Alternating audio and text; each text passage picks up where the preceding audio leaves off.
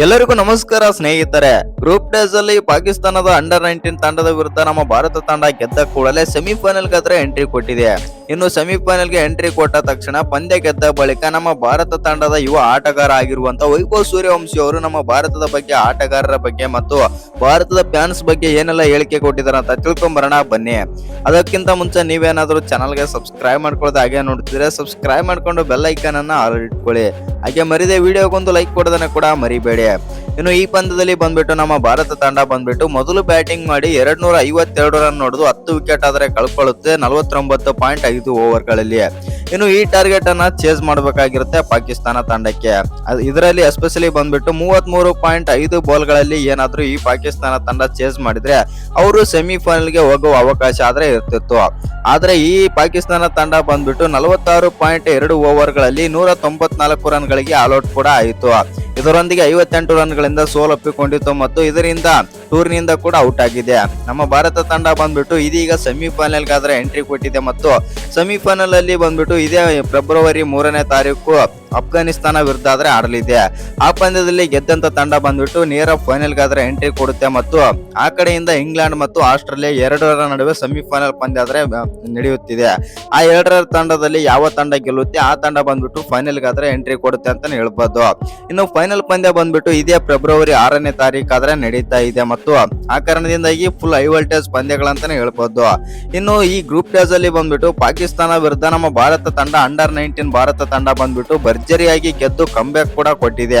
ನಿಮ್ಗೆಲ್ಲ ಗೊತ್ತೇ ಇರಬಹುದು 2025ರ ಏಷ್ಯಾ ಕಪ್ ನಲ್ಲಿ ಹೀನಾಯವಾಗಿ ಸೋಲು ಕಂಡಿತ್ತು ಫೈನಲ್ ಪಂದ್ಯದಲ್ಲಿ. ಆ ಕಾರಣದಿಂದಾಗಿ ನಮ್ಮ ಭಾರತ ತಂಡ ರಿವೆಂಜ್ ತಗೊಂಡಿದೆ ಅಂದ್ರೂ ತಪ್ಪಿಲ್ಲ. ಇನ್ನು ಈ ಪಂದ್ಯ ಗೆದ್ದ ಬಳಿಕ ಮಾತನಾಡಿದಂತ ನಮ್ಮ ಭಾರತ ತಂಡದ ಯುವ ಆಟಗಾರ ಯಂಗ್ಸ್ಟರ್ ಆಗಿರುವಂತ ವೈಭವ್ ಸೂರ್ಯವಂಶಿ ಅವರು ಏನೆಲ್ಲ ಮಾತನಾಡಿದ್ದಾರೆ ಅಂತಂದ್ರೆ, ಹೌದು ಈ ಪಂದ್ಯ ನಾವು ಗೆಲ್ಲುವುದು ತುಂಬಾನೇ ಮುಖ್ಯವಾಗಿತ್ತು ಮತ್ತು ಈ ಪಂದ್ಯ ನಾವು ಗೆಲ್ಲುತ್ತೇವೆ ಅಂತ ನಮಗೆ ಭರವಸೆ ಆದ್ರೆ ಇತ್ತು. ಏಷ್ಯಾ ಕಪ್ ನಲ್ಲಿ ನಾವು ಸೋತಿದ್ದೇವೆ ಮತ್ತು ಆ ಸೋಲು ನಮಗೆ ಇನ್ನೂ ಕೂಡ ಕಣ್ಣಿಗೆ ಕಟ್ಟಿದಂತಾದ್ರೆ ಇದೆ. ಯಾಕಂತಂದ್ರೆ ಹೀನಾಯ ಸೋಲು ಅಂದ್ರೆ ತಪ್ಪಿಲ್ಲ ಮತ್ತು ಅಂತ ಸೋಲು ನಾವು ಜೀವನದಲ್ಲೇ ಕಂಡಿರ್ಲಿಲ್ಲ, ಅಂತ ಸೋಲು ಆದ್ರೆ ಕಂಡಿದ್ದೆವು. ಆ ಕಾರಣದಿಂದಾಗಿ ಈ ಪಂದ್ಯವನ್ನು ನಾವು ರಿವೆಂಜ್ ಮೂಲಕ ಆದ್ರೆ ಗೆದ್ದುಕೊಂಡಿದ್ದೇವೆ ಮತ್ತು ಇನ್ನು ಈ ಪಂದ್ಯದಲ್ಲಿ ಬಂದ್ಬಿಟ್ಟು ನಮ್ಮ ಭಾರತ ತಂಡದ ಆಟಗಾರರು ಎಲ್ಲರೂ ಕೂಡ ಉತ್ತಮ ಪ್ರದರ್ಶನ ಆದ್ರೆ ಕೊಟ್ಟಿದೆ. ಪಾಕಿಸ್ತಾನ ನಮ್ಮ ಬದ್ಧ ವೈರಿಗಳಂತ ನಮ್ಗೆಲ್ಲ ಚೆನ್ನಾಗಿ ಗೊತ್ತಿದೆ ಮತ್ತು ಅವರಿಗೆ ನಾವು ತಕ್ಕ ಪಾಠ ಕಲಿಸಿದ್ದೇವೆ ಅಂತ ಅಂದುಕೊಂಡಿದ್ದೇನೆ ಅಂತಂದು ವೈಭವ್ ಸೂರ್ಯವಂಶಿ ಆದ್ರೆ ಹೇಳಿದ್ದಾರೆ. ಹೌದು, ಇನ್ನೇನು 2 ಪಂದ್ಯಗಳಾದ್ರೆ ಇದೆ. ಸೆಮಿಫೈನಲ್ ಪಂದ್ಯದಲ್ಲಿ ಗೆದ್ದು ನಾವು ಸೀದಾ ಫೈನಲ್ ಗಾದ್ರೆ ಎಂಟ್ರಿ ಕೊಡುತ್ತೇವೆ. ಸೆಮಿಫೈನಲ್ ಪಂದ್ಯದಲ್ಲಿ ನಾವು ಗೆಲ್ಲುತ್ತೇವೆ ಮತ್ತು ಈ ಬಾರಿಯ ಅಂಡರ್-19 ವಿಶ್ವಕಪ್ ನಲ್ಲಿ ಬಂದ್ಬಿಟ್ಟು ಗೆದ್ದು ಭಾರತ ತಂಡಕ್ಕೆ ಟ್ರೋಫಿ ತಂದು ಕೊಡ್ತೀವಿ ಅಂತಂದು ವೈಭವ್ ಸೂರ್ಯವಂಶಿ ಆದ್ರೆ ಹೇಳಿದ್ದಾರೆ. ಇನ್ನು ವೈಭವ್ ಸೂರ್ಯವಂಶಿ ಭಾರತದ ಅಭಿಮಾನಿಗಳ ಬಗ್ಗೆ ಮತ್ತು ಭಾರತದ ಬಗ್ಗೆ ಆದ್ರೆ ಮಾತಾಡ್ತಾರೆ ಅಂತಾನೆ ಹೇಳ್ಬೋದು.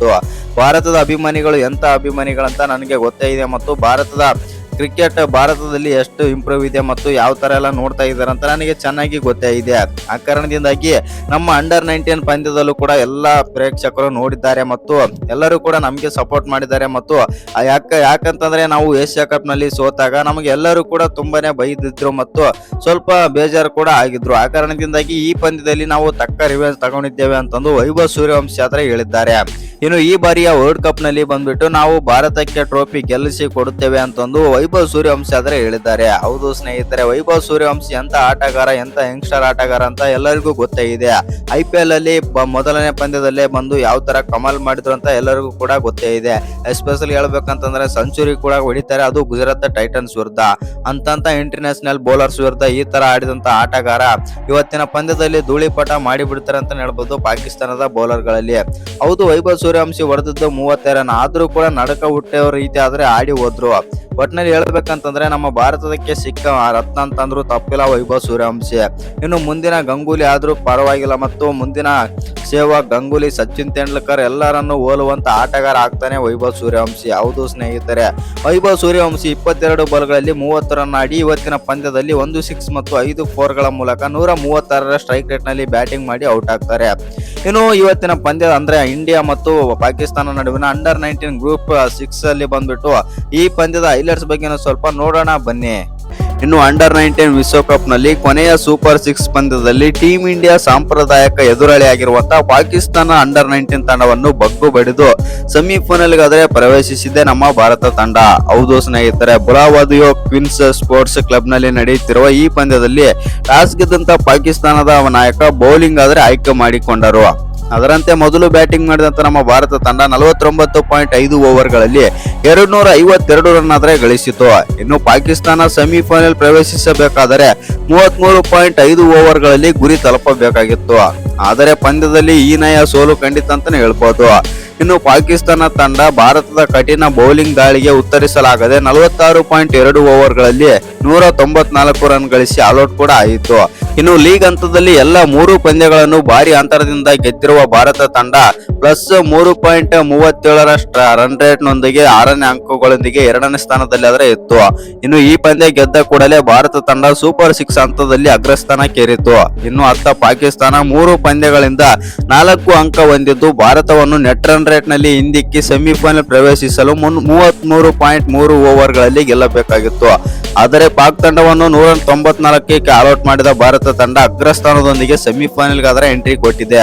ಇನ್ನು 253 ರನ್ಗಳ ಗುರಿಯನ್ನು ಬೆನ್ನತ್ತಿದ ಪಾಕಿಸ್ತಾನ ತಂಡ ಯಾವ ಹಂತದಲ್ಲೂ 33.3 ಓವರ್ಗಳಲ್ಲಿ ಗೆಲ್ಲುವಂತ ಬ್ಯಾಟೆ ಬೀಸಲಿಲ್ಲ ಅಂತಾನೆ ಹೇಳ್ಬೋದು.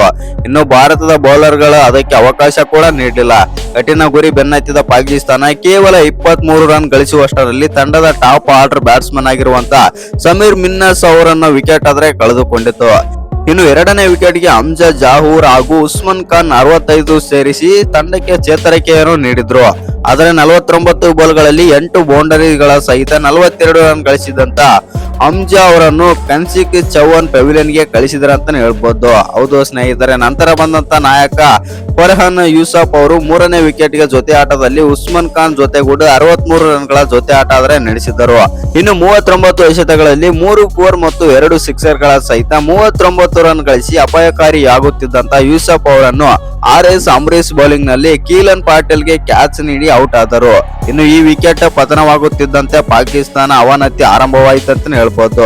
5ನೇ ಕ್ರಮಾಂಕದಲ್ಲಿ ಬಂದಂತ ಅಹಮದ್ ಹುಸೇನ್ ಅವರು 2 ರನ್ ಮತ್ತು 92 ಬಾಲ್ಗಳಲ್ಲಿ 7 ಬೌಂಡರಿಗಳ ಸಹಿತ 68 ರನ್ ಗಳಿಸಿದಂತ ಉಸ್ಮಾನ್ ಖಾನ್ ರನ್ನು ಭಾರತದ ನಾಯಕ ಆಗಿರುವಂತ ಆಯುಷ್ ಮಾತ್ರೆ ಪೆವಿಲಿಯನ್ಗೆ ಆದ್ರೆ ಸೇರಿಸಿದರು. ಇನ್ನು 168ಕ್ಕೆ 5 ಇದ್ದ ಪಾಕಿಸ್ತಾನ ಮುಂದಿನ 31 ರನ್ ಗಳಿಸುವಷ್ಟರಲ್ಲಿ ತನ್ನೆಲ್ಲ ವಿಕೆಟ್ ಕಳೆದುಕೊಂಡಿತು.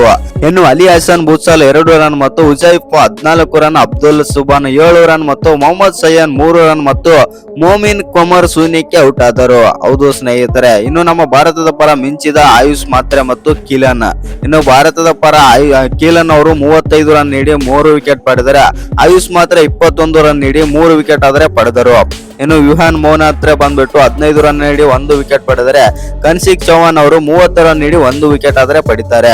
ಇನ್ನು ಅನಿಲ್ ಪಾಟೀಲ್ ಅವರು 30 ರನ್ ನೀಡಿ 1 ವಿಕೆಟ್ ಪಡೆದರೆ ಅಂಬರೀಶ್ ಅವರು ಕೂಡ 26 ರನ್ ನೀಡಿ 1 ವಿಕೆಟ್ ಪಡೆದು ಗೆಲುವಿನಲ್ಲಿ ಪ್ರಮುಖ ಪಾತ್ರ ವಹಿಸಿದರು. ಇನ್ನು ಇದಕ್ಕೂ ಮುನ್ನ ಬ್ಯಾಟಿಂಗ್ ಮಾಡಿದ್ದ ಭಾರತ ತಂಡ ವೇದಾಂತ ತ್ರಿವೇದಿ 68 ಮತ್ತು ಕೆಳ ಕ್ರಮಾಂಕದ ಬ್ಯಾಟ್ಸ್ಮನ್ ಗಳಾದ ಕನ್ಸಿಕ್ ಚೌಹಾನ್ 45 ರನ್ ಮತ್ತು ಅಂಬರೀಶ್ 29 ಮತ್ತು ಕೀನನ್ ಪಾಟೀಲ್ 21 ಅದ್ಭುತ ಬ್ಯಾಟಿಂಗ್ ನೆರವಿನಿಂದ 49.5 ಓವರ್ಗಳಲ್ಲಿ 252 ರನ್ ಗಳಿಸಿತ್ತು. ಹೌದು ಸ್ನೇಹಿತರೆ, ಭಾರತ ತಂಡ ಫೆಬ್ರವರಿ 4ರಂದು ನಡೆಯಲಿರುವ 2ನೇ ಸೆಮಿಫೈನಲ್ ಪಂದ್ಯದಲ್ಲಿ ಅಫ್ಘಾನಿಸ್ತಾನದ ವಿರುದ್ಧ ಸೆಣಸಾಡಲಿದೆ. ಇನ್ನು ಆಸ್ಟ್ರೇಲಿಯಾ ತಂಡ ಮೊದಲನೇ ಸೆಮಿಫೈನಲ್ ಪಂದ್ಯದಲ್ಲಿ ಫೆಬ್ರವರಿ 3ರಂದು ಇಂಗ್ಲೆಂಡ್ ತಂಡವನ್ನಾದರೆ ಎದುರಿಸಲಿದೆ. ಇನ್ನು ಈ 2 ಪಂದ್ಯಗಳಲ್ಲಿ ಗೆದ್ದವರು ಫೆಬ್ರವರಿ 6ರಂದು ಫೈನಲ್ ಅಲ್ಲಿ ಪ್ರಶಸ್ತಿಗಾಗಿ ಸೆಣಸಾಡಲಿದ್ದಾರೆ. ಇನ್ನು ನಿಮ್ಮ ಪ್ರಕಾರ ನಮ್ಮ ಭಾರತ ತಂಡ ಸೆಮಿಫೈನಲ್ ಪಂದ್ಯ ಗೆದ್ದು ನಮ್ಮ ಭಾರತ ತಂಡ ಫೈನಲ್ ಅಲ್ಲಿ ಹೋಗಿ ಫೈನಲ್ ಪಂದ್ಯ ಗೆಲ್ಲುತ್ತಾ ಇಲ್ವಾ ಅಂಡರ್ 19 ನಲ್ಲಿ ಅಂತ ಕಮೆಂಟ್ ಮಾಡೋದನ್ನ ಮರಿಬೇಡಿ.